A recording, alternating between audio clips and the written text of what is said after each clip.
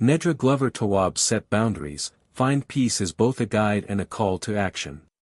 It opens with a truth many people quietly carry: the discomfort of relationships that demand too much, work that leaves no space to breathe, and inner voices that confuse people-pleasing with kindness.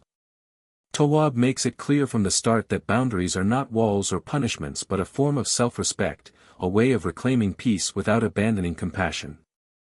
She frames boundaries as the invisible architecture of healthy lives, structures we often fail to build because we fear rejection or conflict. The book leans heavily on storytelling, weaving anecdotes from Tawwab's practice as a therapist with the quiet struggles of ordinary people. A woman worn out by her family's constant demands learns that her exhaustion is not a personal flaw but the cost of never saying no.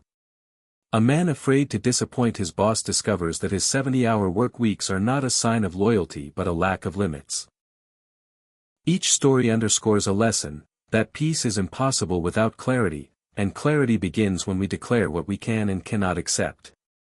Tawwab's tone throughout is neither judgmental nor distant.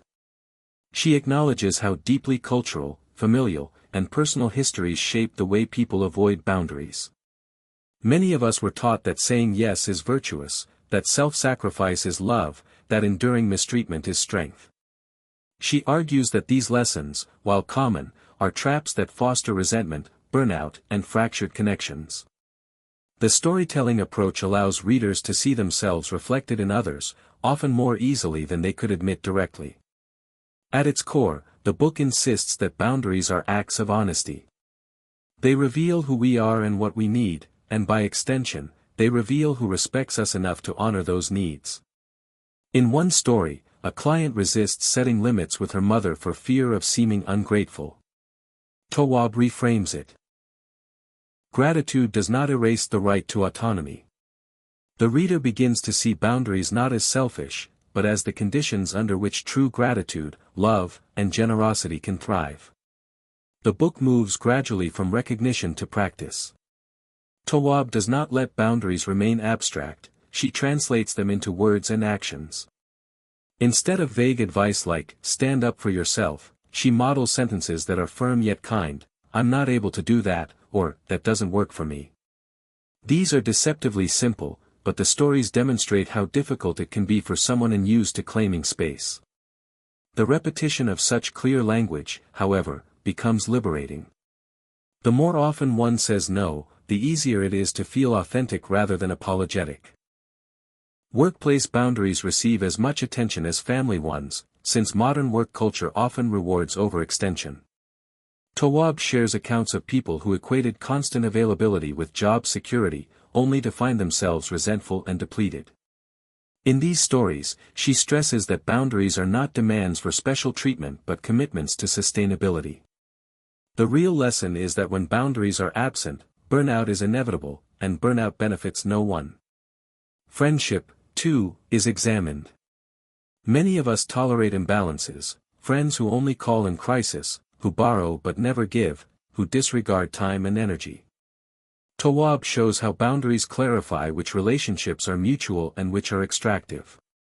One narrative of a woman who finally stops accommodating a chronically unreliable friend illustrates that boundaries do not end relationships, they reveal their true nature. If a bond cannot survive honesty, it may not have been a healthy bond to begin with. Romantic relationships, unsurprisingly, are fertile ground for blurred limits. Tawwab recounts couples who cycle through conflict because neither partner communicates their needs directly. She explains how boundaries serve as love's guardrails, preventing resentment from building into rupture. Through stories of couples learning to express needs without guilt, she demonstrates that boundaries are not restrictions but pathways to intimacy, because they create environments where both partners feel safe being themselves. The book also addresses the body and mind. Tawwab ties boundary setting to mental health, pointing out that anxiety, depression, and stress often intensify when people abandon their own limits. One story involves a man who felt trapped by his inability to disconnect from work emails at night. Once he enforced the boundary of turning his phone off after a certain hour, his sleep improved, his mood lifted, and his relationships flourished. These small but firm acts of self-protection ripple outward into overall well-being. The theme of guilt surfaces repeatedly. Many people, Tawwab notes, feel guilty when they say no or assert themselves. She reframes guilt as a signal of growth. It often means you are doing something new, something unfamiliar but necessary. The stories reflect this. Characters often feel uneasy the first time they decline a request, but later they describe relief, lightness, and renewed energy. The message is that guilt is not proof of wrongdoing but evidence of breaking old patterns. One of the book's strengths is its realism about consequences. Tawwab does not promise that everyone will applaud your newfound clarity. Some people will resist, manipulate, or walk away. She tells stories of family members who pushed back against boundaries, friends who accused others of being selfish, partners who resisted change. Yet she insists that these reactions reveal more about the other person's entitlement than about your worth. Boundaries may test relationships, but they also strengthen the ones capable of surviving the test. Tawwab emphasizes that boundaries are not a one-time declaration but a practice. People may need to repeat themselves, restate their limits, or reinforce consequences. In one example, a woman tells her brother she won't lend money anymore, only to face repeated pleas. Standing firm required patience, but in time, the brother learned to respect her stance. The story reminds readers that consistency is what transforms words into respected boundaries. The narrative also highlights self-boundaries, often overlooked. Tawwab explains that saying no to yourself, resisting overcommitment, respecting your body's need for rest, controlling impulsive behaviors, is just as vital as setting boundaries with others. A man who habitually stayed up late scrolling through his phone learned that his exhaustion was not simply life, but a boundary he was violating with himself. Self-respect begins with keeping promises you make to yourself.